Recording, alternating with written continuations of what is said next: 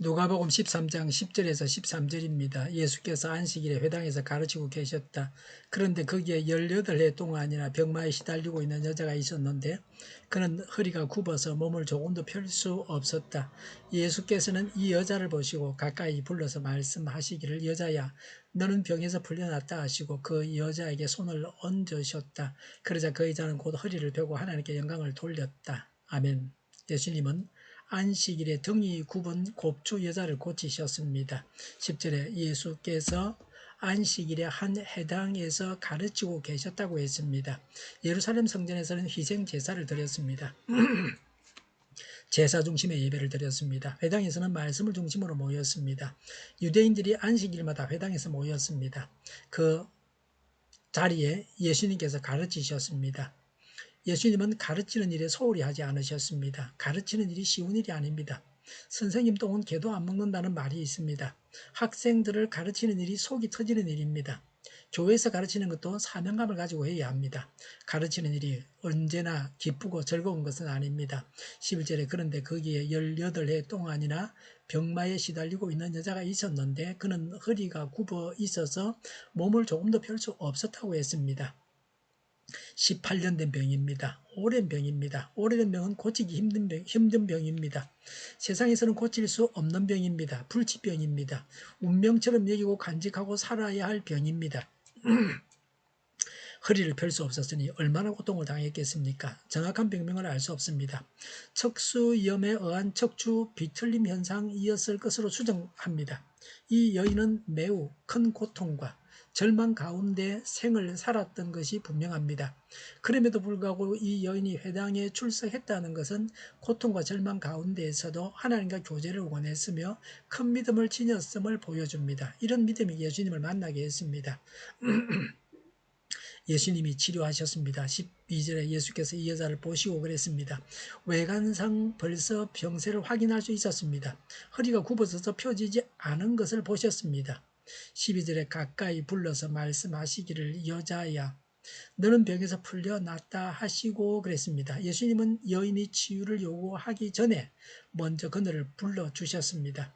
예수께서 불쌍히 여기셨습니다. 예수님은 긍휼히 여기셔서 치료해 주십니다.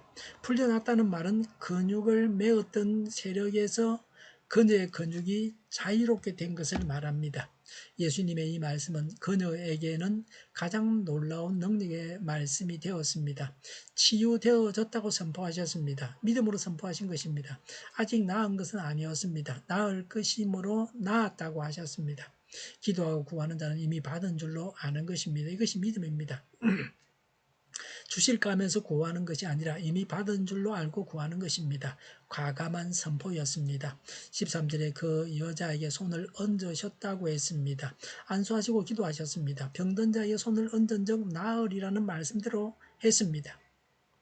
13절에 그러자 그 여인은 곧 허리를 펴고 그랬습니다. 치유의 기적이 일어났습니다.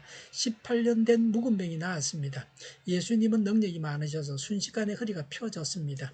오랜 세월 동안 기도해서 서서히 낫는 것과는 다릅니다. 하나님의 능력을 발휘하셔서 즉각적으로 완전하고 영원하게 여인의 병이 치유되었습니다.